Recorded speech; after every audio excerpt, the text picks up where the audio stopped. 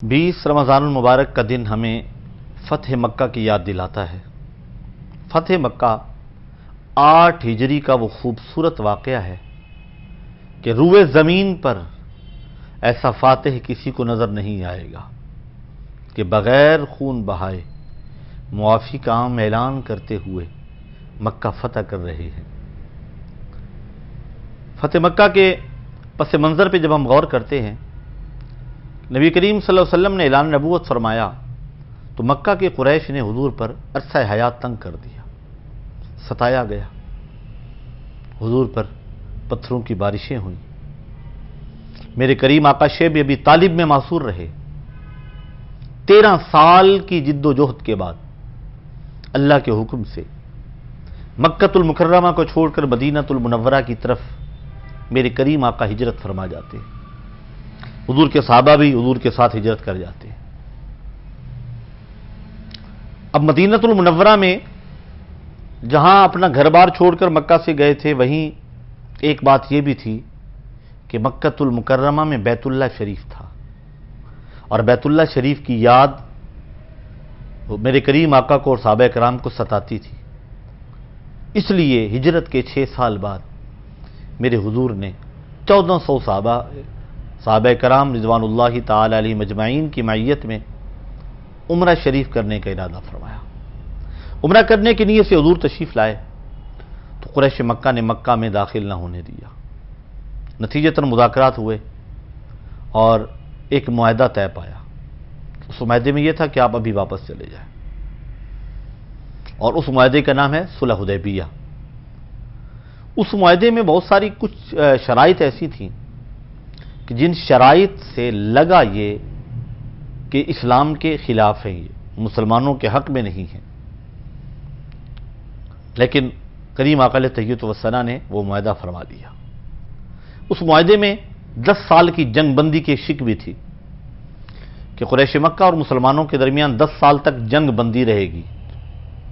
ایک شک اس میں یہ تھی کہ ان دونوں جو ہے نا فریقین کے ساتھ اگر کوئی قبیلہ یا گروہ باہمی امداد کا معاہدہ کرنا چاہے وہ کر سکتا ہے۔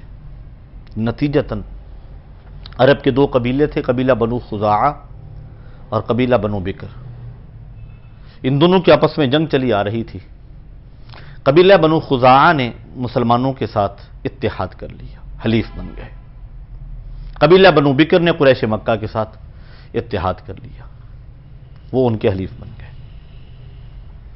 اب چونکہ قریش مکہ کو یہ تھا کہ مسلمان چونکہ جنگ بندی کا معاہدہ کر چکے ہیں اور مسلمان اپنے معاہدے سے یقیناً نہیں پھریں گے، لہذا قبیلہ بنو بکر کی ایک شاخ نے، جسے بنو نفاسہ کہتے ہیں، انہوں نے قبیلہ بنو خزاعہ پر حملہ کر دیا۔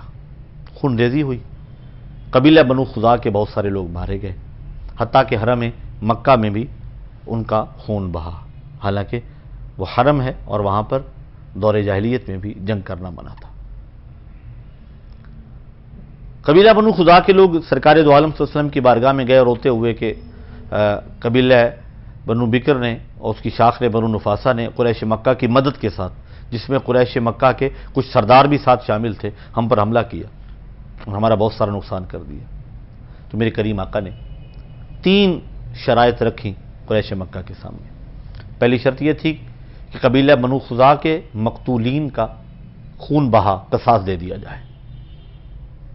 دوسری شرط یہ تھی کہ قبیلہ بنو بکر یا وہ شاخ جو بنو نفاسہ تھی، اس کی حمایت سے قریش مکہ دستبردار ہو جائے۔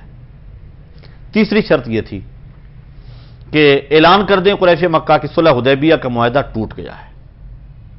تو قریش مکہ کا جو شخص تھا جس نے جو یہ معاہدہ اور یہ شرائط سن رہا تھا اور لے کر ان تک پہنچا رہا تھا، اس نے قریش مکہ کی نمائندگی کرتے ہوئے یہ کہا کہ ہم تیسری شرط کو منظور کرتے ہیں، یعنی صلح حدیبیہ والا معاہدہ ٹوٹ گیا۔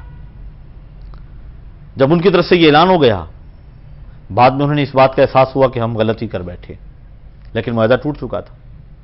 رحمت کائنات صلی اللہ علیہ وسلم نے 10 رمضان المبارک 8 ہجری کو مدینہ المنورہ میں صحابہ کرام کو جمع کیا اور 10,000 کا عظیم لشکر میرے کریم آقا نے تیار فرمایا۔ اور لشکر کے لوگوں کو بھی یہ اندازہ نہیں تھا کہ ہم کس طرف جا رہے ہیں. راستے بدل کر مختلف راستوں سے ہوتے ہوئے جب یہ مرو الزہران پر پہنچے نا تو پھر اندازہ ہوا کہ ہم تو مکہ کے قریب پہنچ گئے، نواح مکہ میں پہنچ گئے. اور جب رات کو پڑاؤ کیا اور چولہے جلے نا، 10,000 کا لشکر بہت بڑا لشکر ہوتا ہے، اور ان کی روشنی سے قریش مکہ کو اندازہ ہوا کہ کوئی لشکر آ گیا ہے. انہوں نے لوگ بھگائے، اور جب پتہ چلا کہ مسلمان آ گئے تو ان کے دلوں پر رعب بیٹھ گیا، خوف زدہ ہو گئے. ابو سفیان نے بھی کلمہ نہیں پڑھا تھا.